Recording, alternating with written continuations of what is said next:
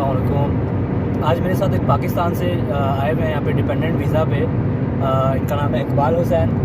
तो ये पाकिस्तान से आए हुए हैं, डिपेंडेंट वीज़ा पे हैं और यहीं मिडलस्ब्रो में हैं। तो आज मैंने कहा इनसे बातचीत करते हैं, इनका इंटरव्यू लेते हैं कि ये अपने जर्नी के बारे में बताएं कि इनको पाकिस्तान से यूके आते तक इनके साथ क्या कुछ सर्कमस्टांसेस थे, क्या एक्सपेंसेस हुए और क्या कुछ इनको वहाँ से पाकिस्तान के मुकाबले में क्या उनको डिफरेंस फील हो रहा है यहाँ पे। तो इकबाल, सबसे पहले आपको वेलकम टू यूके एंड मिडलस्ब्रो।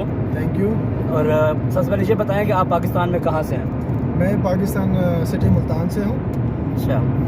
और पाकिस्तान में ये बताएं कि आप क्या करते थे, क्या जॉब करते थे और कैसे आपने प्लान किया कि आप यूके आ जाएं?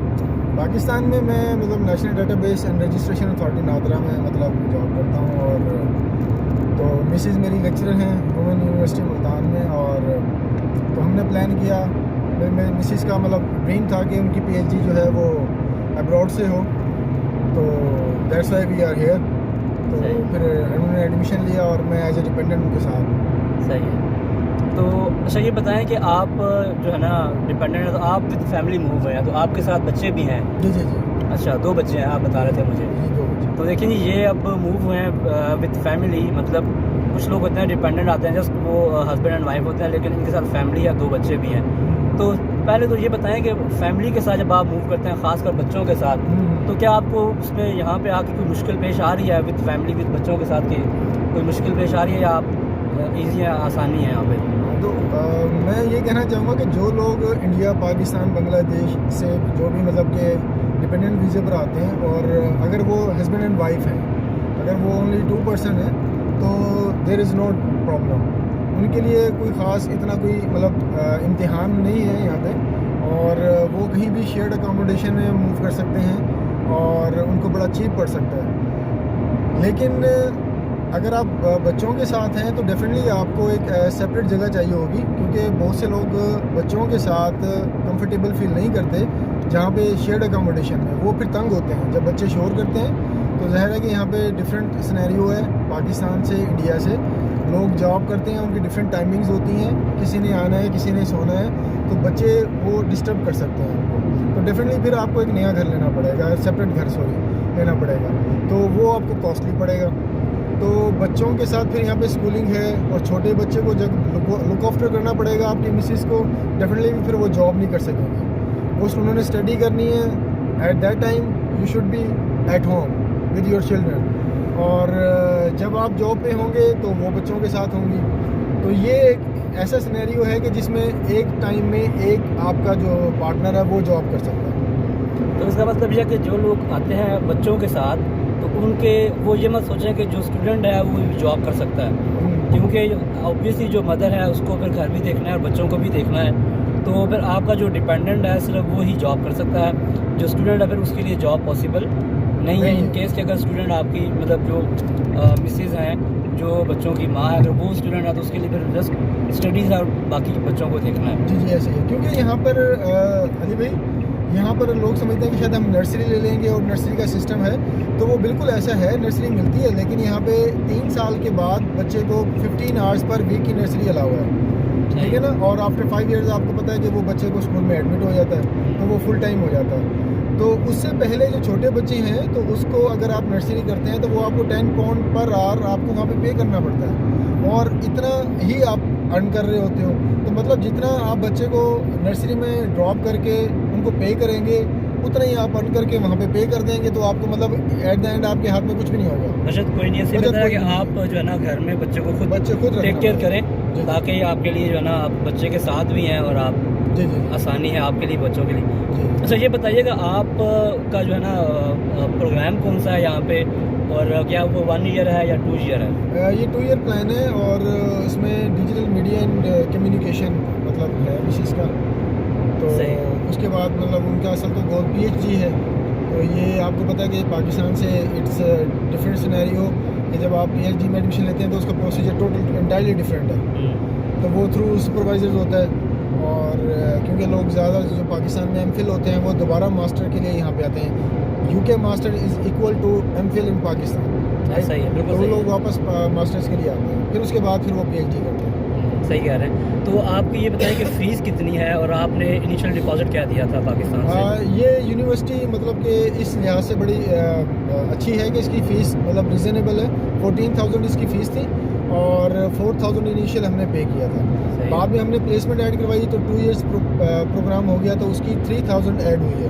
सही है। तो वो 17,000 मतलब अब आपकी टोटल फ़ीस 2 साल की 17,000 पाउंड है और आपने जो इनिशियल डिपॉजिट दिया पाकिस्तान से वो आपने 4,000 पाउंड पे किया था। और बाकी यहाँ पे आपने आके इंस्टॉलमेंट्स करवा लिए या आप कैसे पे कर रहे हैं? जी इंस्टॉलमेंट करवा ली है, वो 742 पर मंथ तकरीबन बन गया है। सही है, मतलब वो अगर आसान है कि आप जॉब के साथ जो है ना अर्न करके वो इंस्टॉलमेंट आप पे कर सकते हैं। सही है। तो ये बताएं, आप चूँकि फैमिली और बच्चों के साथ मूव हुए हैं तो आपकी स्टेटमेंट कितनी बनी थी पाकिस्तान से? हमारी बनी थी 11.2 मिलियन। अच्छा, 1 करोड़ 12 लाख। सही। क्योंकि आपके साथ जब आप जितने आपके मतलब डिपेंडेंट ऐड हो जाएंगे तो उसके हिसाब से उनकी फिर आपको पता है कि लिविंग कॉस्ट और हेल्थ इंश्योरेंस वगैरह ऐसा ही है, पे बच्चों करनी की पड़ती है, ऐसा ही लेकिन है। आपकी जो लिविंग कॉस्ट है वो आपको ऐड करनी पड़ जाती है फीस के साथ।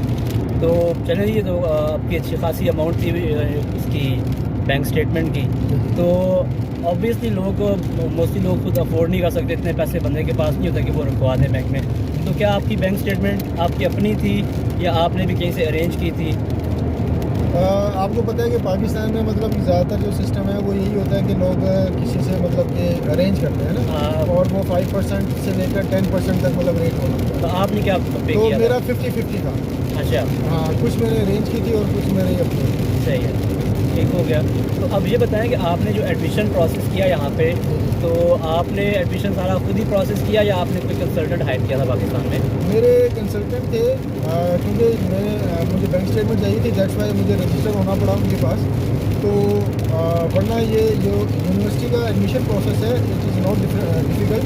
मतलब अगर आप लोग खुद करना चाहें तो आप खुद कर सकते हैं, और सिर्फ आपको जो हर्डल आती है, जो परेशानी आती है वो आती है बैंक स्टेटमेंट, जिसकी वजह से आपको कंसल्टेंट के पास जाना पड़ता है। फिर आपको कुछ पेमेंट्स करनी होती है, इंटरनेशनल आपके पास डेबिट कार्ड या क्रेडिट कार्ड नहीं होते, उसकी लिमिट्स कम होती हैं, तो आपको उनकी सर्विसेज लेनी पड़ती हैं।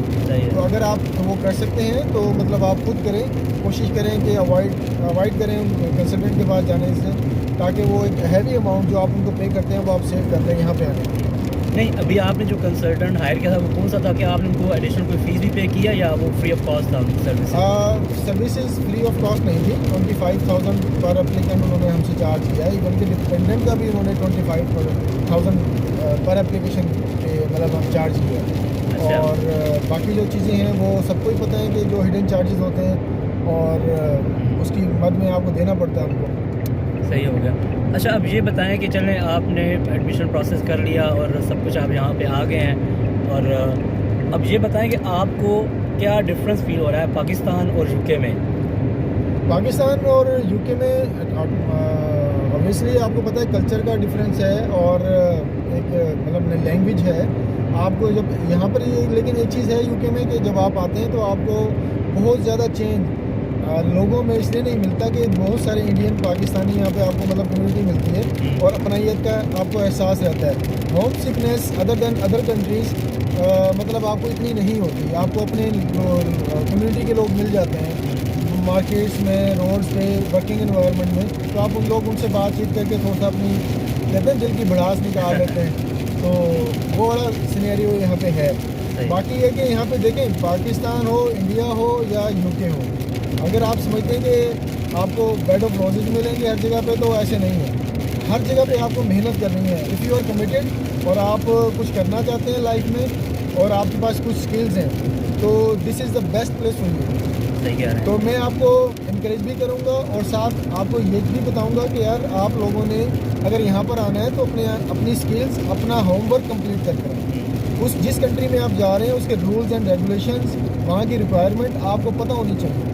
ऐसा नहीं है कि आप बस आपने सवार किया सर पे कि हमने बस यूके जाना है और आपने वीज़ा लगवाया और आ गए, फिर पता चलता हो यार ये हमने क्या किया। तो अपना होमवर्क कंप्लीट रखें, उसके बाद आप यहाँ पे मूव करें। सही क्या। अच्छा, अब ये बताएं कि अब चूँकि आप फैमिली के साथ मूव हुए, तो अब बच्चों की जो एजुकेशन है उस हवाले से क्या उनकी एजुकेशन क्या फ्री है या आपको उनको फ़ीस पे कर रहे हैं या क्या है इसके बारे में? मेरा जो बड़ा बेटा है 8 साल का, क्योंकि वो स्कूल गोइंग है और यहाँ पर लॉ है कि अगर आपका जो बच्चा मतलब स्कूल जाने की उम्र में है तो आपकी ज़िम्मेदारी है कि आप उसको स्कूल में एडमिट करवाएं। और यहाँ की गवर्नमेंट की ज़िम्मेदारी है कि वो आपके बच्चे को एडमिशन मतलब दे। तो आप जब अप्लाई करते हैं तो फिर आपको वो एडमिशन देते हैं। अगर आपकी लोकेलिटी में अगर कोई स्कूल है तो वहाँ पर अगर स्पेस अवेलेबल है तो आपको वो देंगे। अदरवाइज़ वो आपको जो भी नज़दीक तरीन स्कूल होगा वहाँ पर वो आपको एडमिशन देंगे।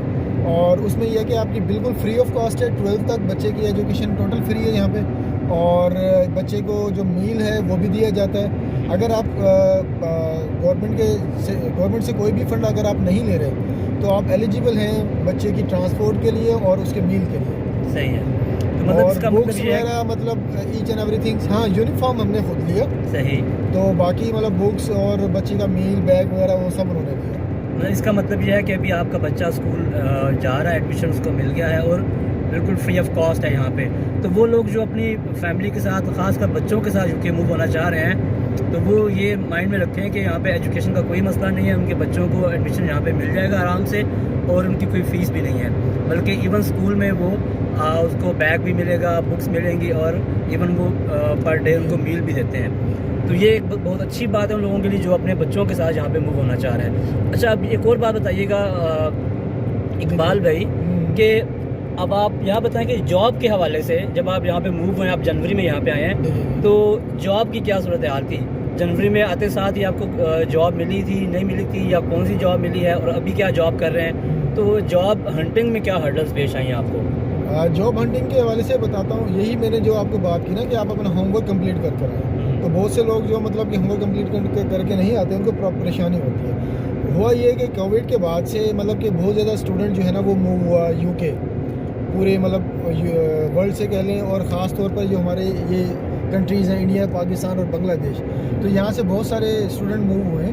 तो उसकी वजह से क्या हुआ कि जॉब्स जो हैं वो काफ़ी हद तक मतलब कि उसमें प्रॉब्लम है लोगों को लेने में।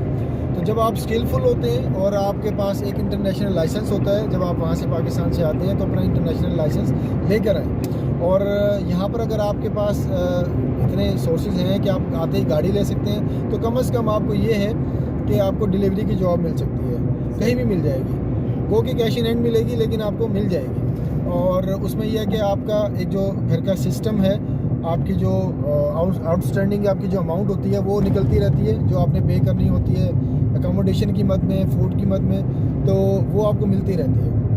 और जब आप मतलब थोड़ी सी यहाँ की चीज़ों को समझ जाते हैं, अपना नेशनल इंश्योरेंस नंबर आपका बन जाता है, आप मतलब डिफरेंट किस्म की यहाँ पे जो रिक्वायरमेंट्स है, लीगल रिक्वायरमेंट्स, वो कंप्लीट कर लेते हैं, तो फिर then you will be eligible for other job for on NI।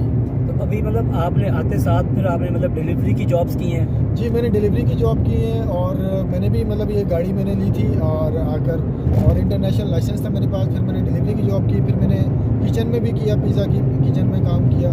तो अब ये है कि अब आप अली भाई में ये मेरे साथ मतलब मुझे ऐसे मिले हैं, तो जॉब पे ही मिले हैं मुझे, और ये व्लॉग बनाते हैं। तो आप लोगों से यहाँ पे मैं रास्ते में एक रिक्वेस्ट भी करता जाऊँगा कि आपने अली भाई के चैनल को सब्सक्राइब भी करना है, लाइक भी करना है और शेयर भी करना है। तो अभी हम जा रहे हैं, फनेरी एक कंपनी है, उनकी आइसक्रीम फैक्ट्री है, उसमें हमें फुल टाइम जॉब मिली है और 12 आवर्स हमारी शिफ्ट है।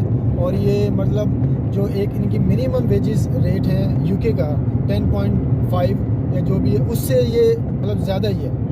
तो अल्हम्दुलिल्लाह वी गॉट जॉब और we are on the way for our job. और ये देखिए यहाँ पे खासकर जॉब के लिए गाड़ी होना बहुत ज़रूरी है। तो अब जो लोग यूके आना चाह रहे हैं, आ रहे हैं, तो कम से कम अपने बजट में यहाँ पे गाड़ी के पैसे भी आप अपने बजट में रखें। अब क्योंकि जैसे ही आप आते जाएं और आप आगे पहले गाड़ी ले लें तो आपके लिए बहुत सी आसानी हो जाएगी बहुत सी जॉब्स करने में। तो इसलिए जो लोग आगे सितंबर इनटेक में आ रहे हैं तो वो कम से कम गाड़ी का बजट अपने पास रखें ताकि आके वो गाड़ी लें और वो उनको आसानी से जॉब मिल सके। तो इकबाल भाई, बेस्ट ऑफ लक आगे फ्यूचर के लिए भी। तो थैंक यू सो मच। चलिए देखें, ये इकबाल साहब से मेरे साथ, और ये आके अपनी फैमिली के साथ आके अब यहाँ पे सेटल हो चुके हैं, उनको जॉब भी मिल गई है। और अब मेरी उन लोगों से जो कि सितंबर में आना चाह रहे हैं तो अपनी बिल्कुल तैयारी पूरी रखें और बिल्कुल तरीके से आएँ। और होमवर्क करके आएँ, और ये जहन में रखें कि आपको यहाँ पे आके मेहनत करनी पड़ेगी। मेहनत करेंगे तो आगे आपको उसका फल मिलेगा।